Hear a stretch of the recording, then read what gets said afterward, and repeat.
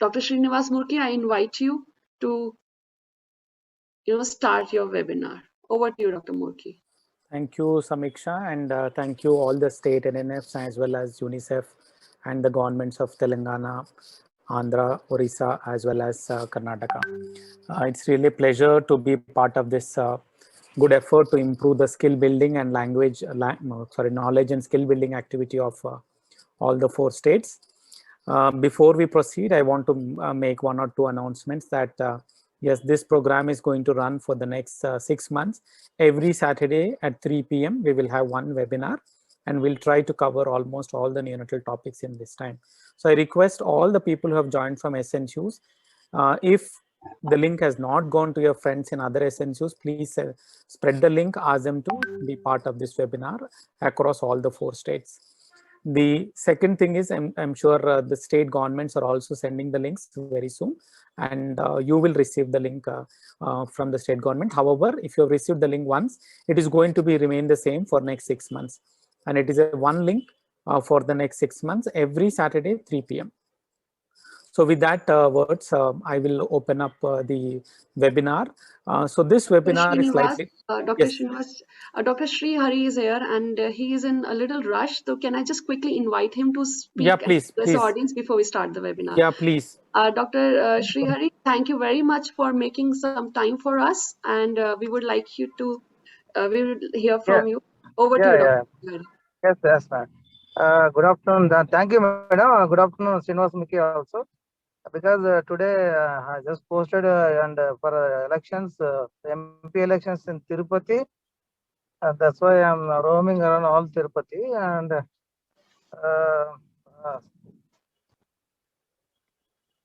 good afternoon, UNICEF team and NMF team, all my colleagues from other states. I would like to congratulate UNICEF and NNF teams for this great initiative. This is a unique opportunity of strengthening of SNC labor rooms, DEICs and all HBYCs and HPNCs. As you may know, we have many new staff joined in SNCU recently, and this would be the best time and a platform to capacitate them. Happy to know that it's not a one-time activity, but it's a continuous mentoring process is inbuilt, which is the need of our. I request all the participants to take advantage of these training programs, which would help them improving not only quality of services, but also facilitate the saving lives of newborns. All my best wishes for the wonderful collaboration, and I would like to congratulate one and all, and thank you for this opportunity, and thank you, madam. Thank you. Thank you, Dr. Sri Hari, for your kind words and encouraging and appreciating everybody's efforts here.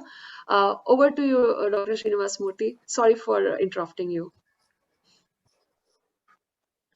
Over to you, Dr. Murthy. Yeah, just starting. Thank you, Samiksha.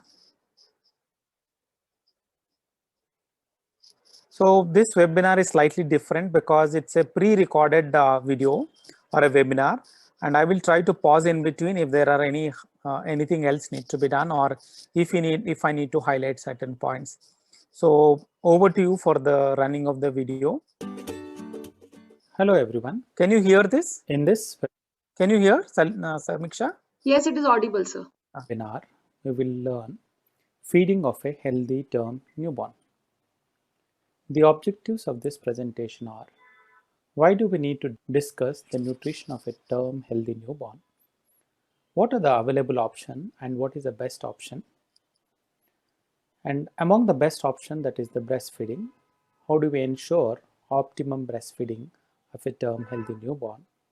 What are the problems related to breastfeeding and how do we solve those problems? Then we summarize all the issues at the end of this discussion. Now, why feeding is so important in newborns or in the first 1 to 2 years of life?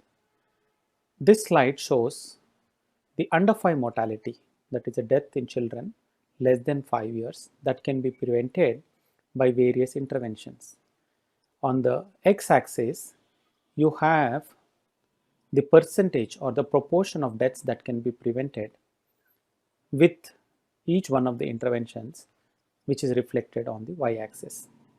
So optimum breastfeeding, that is breastfeeding for 6 months and continued breastfeeding from 6 months to 2 years, can decrease under 5 mortality by 13%. And after 6 months, if breastfeeding is supplemented with complementary feeding, it will decrease another 6% of under 5 mortality. Now, why do we need to discuss about nutrition so much in healthy term newborn? In the newborn period or in the first few months of life, there is a huge demand. A newborn doubles his weight in the first 4 months and triples his weight in the first 1 year. The brain growth is maximum during the first 6 months of age. And we also know that what we feed establishes the gut microbiome. And the gut microbiome has a lot of effects on the baby, both immediate and long term. So, the high demand that baby has should match with the gut immaturity which the newborns have. So, we need to have a food which meets the demands and which overcomes the gut maturity. And we also need to have a food that also gives non-nutritive benefit to the newborn and the infant. So what are the options for us? The options are breast milk or breastfeeding, express breast milk, donor human milk, and formula milk. Among these three, the best option is obviously breastfeeding or express breast milk. Breastfeeding for term healthy babies. Why breastfeeding? Because breast milk is best suited for the rapid growth. It is a calorie dense fluid. It has nearly 67 kilocalories per 100 ml. And it has a protein of 1.1 gram per 100 ml. It is also rich in fat, which is 4.4 gram per 100 ml. The lactulose, the carbohydrate, is nearly 7 gram per deciliter in the human milk. And this lactulose has glucose and galactose. And we know that galactose is an important component of brain development. Breast milk also has nucleotides, which is useful again for brain growth. And milk fat globules has plenty of phospholipids, and phospholipids are essential for brain growth. Also, breast milk is the best for gut health. These oligosaccharides are human specific, species specific, and individual specific. Now, the breast milk components are such that the high demand of the baby is overcome, or the breast milk overcomes the high demand as well as the gut immaturity of the healthy newborns. Breast milk is rich in whey, and the whey casein ratio of human milk is 80:20. So this protein component is very good because it's easily digestible and forms less GERDs. The baby tolerates the whey dominant proteins. Breast milk also has high lactose, and the gut of the newborns have very high lactase levels at the end of the villi, which helps in easy absorption of the lactose, that is the main carbohydrate of human milk. Fat in the breast milk comes as milk fat globules, and milk fat globules are packaged fats with phospholipid layer on the top, and this phospholipid layer is useful for brain growth.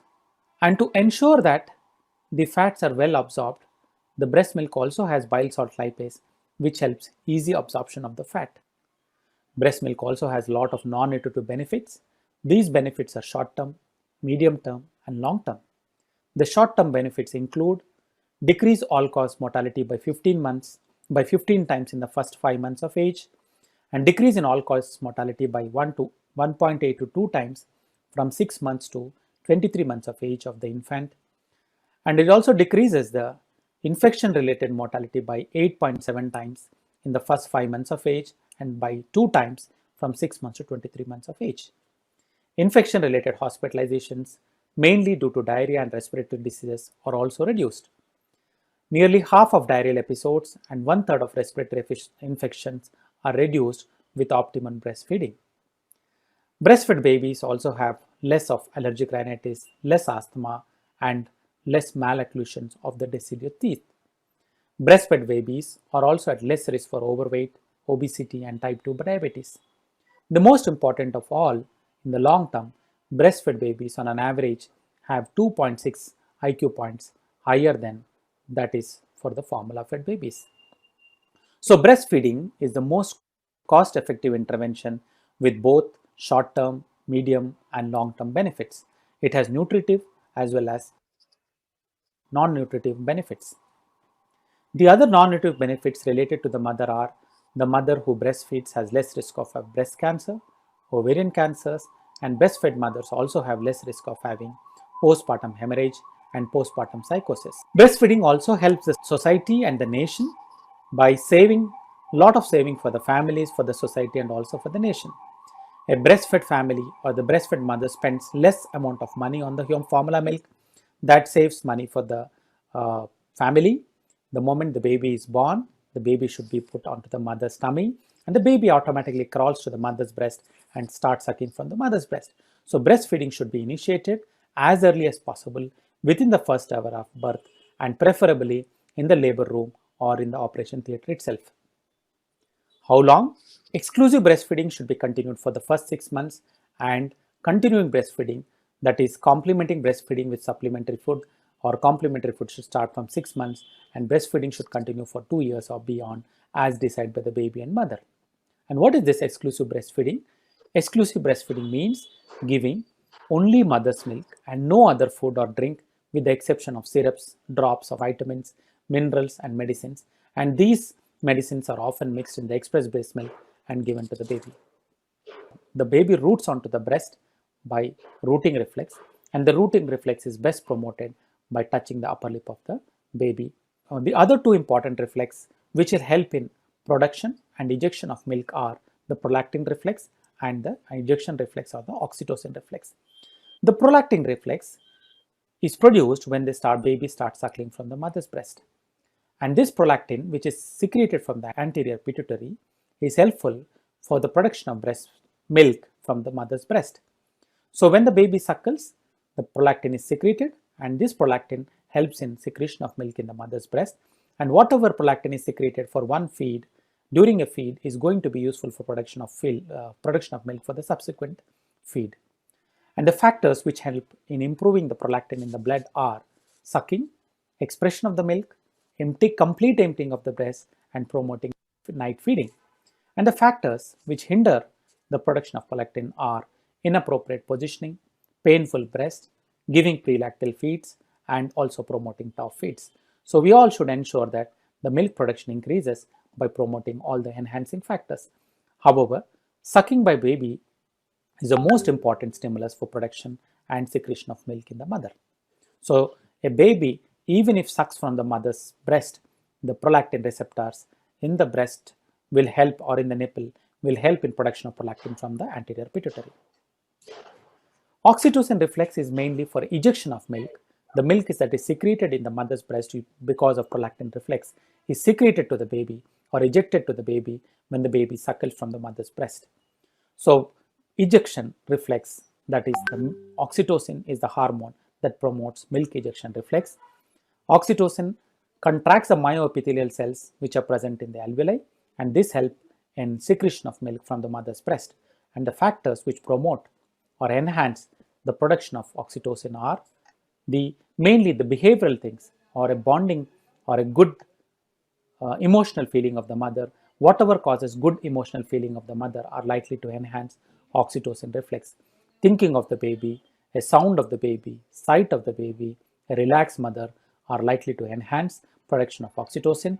But anything which is causing worry for the mother, anxiety, stress, pain, and low level of confidence in the mother are likely to hinder oxytocin reflex. Now subsequently, the breastfeeding position and breastfeeding latching are very essential for improving the breastfeeding rates, both the exclusive breastfeeding rate and also continued breastfeeding rates. So what do we mean by good positioning? Good positioning is how the baby is held by the mother. So when the mother is holding the baby, as seen in the upper figure on the right side, the neck is straight, baby's body is close to the mother's body, baby is turned towards the mother's side, the whole body of the baby is supported by the mother, and there is a good eye contact between the baby and mother. All these 5 principles are well seen in the right upper figure, whereas all the 5 points are not followed in the lower figure. So there are different positions, all are good positions, but all will have the same 5 principles. Now coming to the latching technique, Again, latching has 5 important components. All the 5 components are important. Latching is how the baby's mouth is onto the mother's breast. So when we say good latching, as seen in figure A and B, the chin is touching the breast, mouth is wide open, more areola is visible above than below, lower lip is everted and turned outward, and when the baby is feeding from the mother's breast, there is no pain. Whereas in C and D, you can see the baby is sucking only the nipple and not the areola. You are able to see the chin is not touching the breast, and you can also see that the areola is visible both at and below, and the lip also is not everted. These are false techniques of latching. Both C and D are false technique, and these are likely to lead to sore nipples, decrease extraction of milk to the baby, and inappropriate or incomplete feeding, and also failure to thrive in the baby. In the latching technique, how the mother holds the breast to lead the baby to suckle from the mother's breast, the mother rests her fingers on her breast so that her first finger forms a support at the base of the breast. In the second figure, you can see an incorrect position where she is holding her breast too near and close to the nipple, and this is unlikely to lead to any milk ejection onto the baby's mouth. Now, but how do we assess the adequacy of breastfeeding? How do we know that the baby is getting adequate breast milk? So there are some points which you have to evaluate the infant, and there are some points which you need to evaluate from the mother, which will tell you about the adequacy of breastfeeding. So audible swallowing heard during feeding with the cheeks being full, alert, awake, calm baby between the feeds, diapers almost wet, and several stools per day. Baby gets an average of 20 to 30 grams per day after the first 3 to 5 days of her age. Mother's breasts are full before feeding and softer after feeding, and there is milk ejection reflex or a milk let down reflex from the opposite breast when the baby is feeding, are some of the clues or some of the points which will tell you that breastfeeding is adequate and the baby is getting adequate milk. So these are some of the important practical points which will help you to improve the breastfeeding rates. So we start with prenatal education, motivation of the mother and family, having a birth companion at birth, not doing any routine suctioning at the mouth at the delivery of the head, and defer checking birth weight and vitamin K administration for promoting early skin to skin contact or breast crawl and breastfeeding in the labor room or in the OT, and promoting breast crawl at birth and breastfeeding immediately after birth, promoting frequent breastfeeding and promoting night feeding at least 3 to 4 times in the night, and promoting the breastfeeding reflexes, that is rooting, prolactin and oxytocin reflex, promoting bedding in, rooming in, and not giving any pacifiers or prelactors. Apart from that, optimizing positioning and latching, support from the lactation counselors in difficult cases including primigravida mothers or mothers who are undergoing C-section or mothers with low confidence, helping them, promoting demand feeding after left down reflex starts, that is after first few days of life, promoting demand feeding, encouraging at least 8 feeds per day, and encouraging complete breast emptying before switching from one breast to the other's breast are some of the methods to optimize breastfeeding or to get the correct breastfeeding between, and also to promote bonding between the baby and mother. Now we have seen the physiology, we have seen the skills, and we have seen how to promote optimization of breastfeeding. So thank you, and what we'll do now is we will have the summary slides in the 3 languages. So